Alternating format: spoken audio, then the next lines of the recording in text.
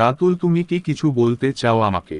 Sir, আমাদের কলেজের study tour নিয়ে কথা বলতে চাচ্ছিলাম। তা এবার তোমরা কোথায় যেতে চাচ্ছ? আমরা সবাই সিদ্ধান্ত নিয়েছি এইবার আমরা হিমালয়ের পর্বতমালা দেখতে যাব। খুব সুন্দর সিদ্ধান্ত নিয়েছো তোমরা। সবচেয়ে আশ্চর্য বিষয় হলো এটা এমন একটা পর্বতমালার যার উচ্চতা প্রতিনিয়ত বেড়েই চলছে।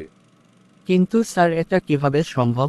পাহাড়ের উচ্চতা আবার কিভাবে বাড়ে? হিমালয় একটি তরুণ পর্বতশ্রেণী। এই পাহাড় তৈরির ইতিহাস বহু পুরনো। প্রায় 50 মিলিয়ন বছর আগে ভারতীয় এবং ইউরেশিয়ান টেকটনিক প্লেটের সংঘর্ষে এই পর্বতমালা গঠিত হয়েছিল। এই সংঘর্ষ এখনও চলছে। ফলস্বরূপ হিমালয় প্রতিবছর প্রায় 5 মিলিমিটার লম্বা হচ্ছে। স্যার, শুনেছি হিমালয় পর্বতমালা থেকে অনেকগুলো নদীর উৎপত্তি হয়েছে। ঠিক শুনেছ তুমি। সিন্ধু নদী, গঙ্গা ও ব্রহ্মপুত্র নদী হিমালয় পর্বতমালা থেকে উৎপত্তি হয়েছে। স্যার, হিমালয় পর্বতমালা কতটুকু জায়গা জুড়ে অবস্থিত? হিমালয় পর্বতমালা 6টি দেশ জুড়ে অবস্থিত।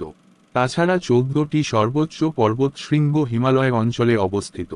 স্যার, আমরা তাহলে কবে যাচ্ছি সেখানে? তোমরা তাহলে সবকিছু ঠিক করো, খুব শীঘ্রই সেখানে যাব ইনশাআল্লাহ। ধন্যবাদ স্যার। আসসালামু আলাইকুম। ওয়ালাইকুম আসসালাম।